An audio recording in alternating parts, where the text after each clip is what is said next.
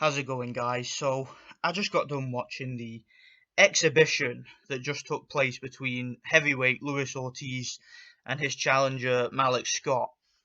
And I use the word exhibition because I don't even want to use the word fight. I don't want to use the word boxing match. I don't really want to describe this as combat at all because that's not what this was. Malik Scott, he showed up tonight. He talked his way into this fight. According to Eddie Hearn, Malik Scott contacted him. He said that he wanted the fight, said he would give them a good show, he would try his best. But what he really meant was he would try his best to fuck about and go the distance, and that's what he did in there tonight. He had no intention whatsoever on winning the fight. He never threw a single punch the whole entire fight, not a single meaningful punch anyway. He was running away, he was sticking his tongue out and covering up, and then he was holding anytime Luis Ortiz got up to him. Every time Luis Ortiz did connect with something, Malik Scott would jump to the floor and he would complain to the referee saying that it was behind the head, even though it clearly wasn't. There was even a moment in the fourth round where Luis Ortiz was able to drop Malik Scott with a left hand, and Malik Scott stayed down on the canvas for about 15 seconds, holding the back of his head, claiming he'd been fouled.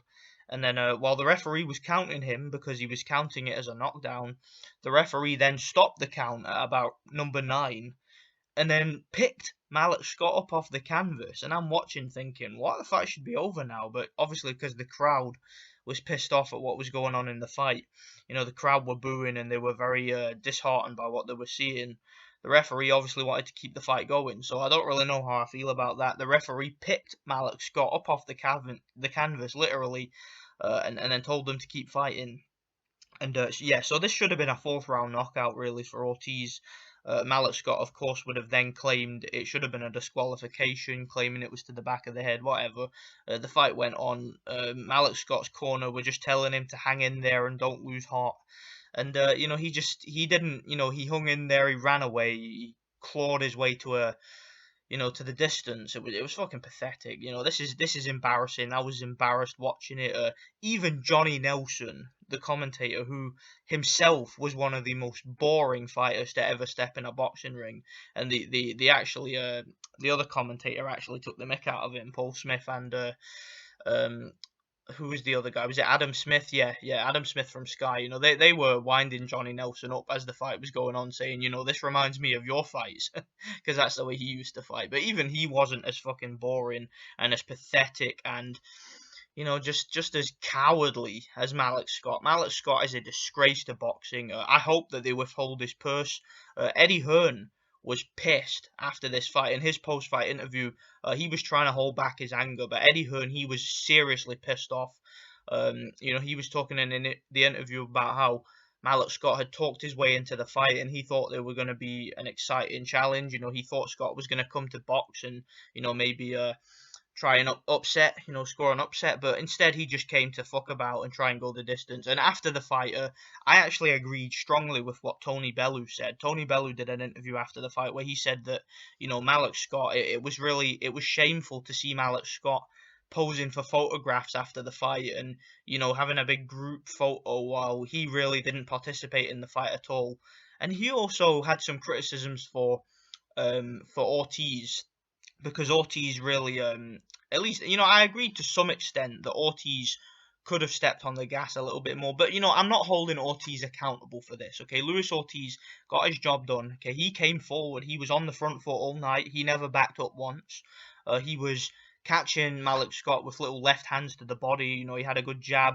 Every time Malik Scott was up on the ropes, Luis Ortiz kept him on the ropes, didn't let him go, and cut off the ring nicely.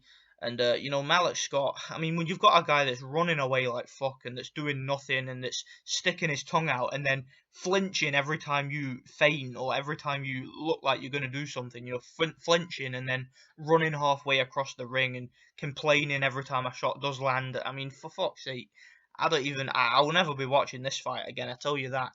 And Malik Scott, I hope that they withhold his purse. I hope he loses his license and I hope he goes broke. I really do, because I mean, there's people out there that work so hard day in, day out for a living to feed their family and feed their kids, and then you've got a person like this who can show up for half an hour and run around like a little fucking idiot for half an hour, sticking his tongue out and acting like a prick while, just being a total pussy.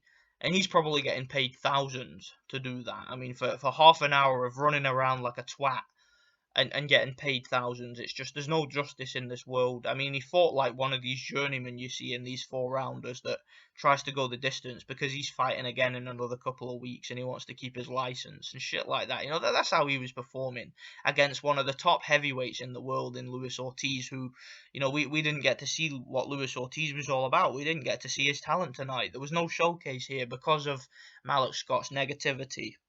Now, Luis Ortiz will be fighting on the well, according to Eddie Hearn, he will be fighting on the Anthony Joshua undercard against a yet to be determined opponent.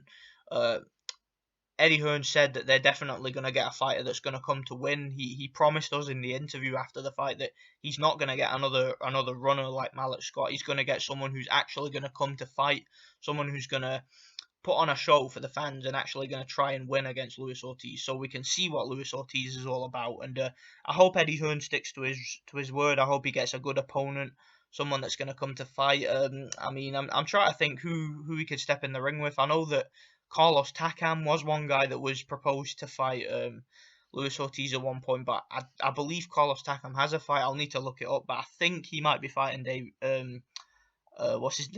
what's his name? Johan Duhaupas. I think that he might be fighting him next. I don't know if that's official yet, but it's rumours that I've heard. But, anybody really. I mean, David Price was another name that was brought up by Johnny Nelson, I think it was.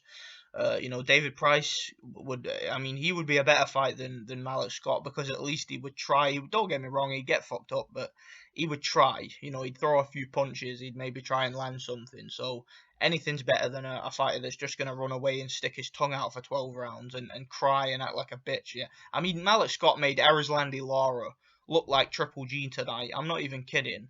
Okay, he made Mayweather look like Jake LaMotta. I mean, that's what this guy was like in the ring tonight. Just a total pussy. Terrible fight. I'm pissed off. Let me know what you guys think. Thanks for watching.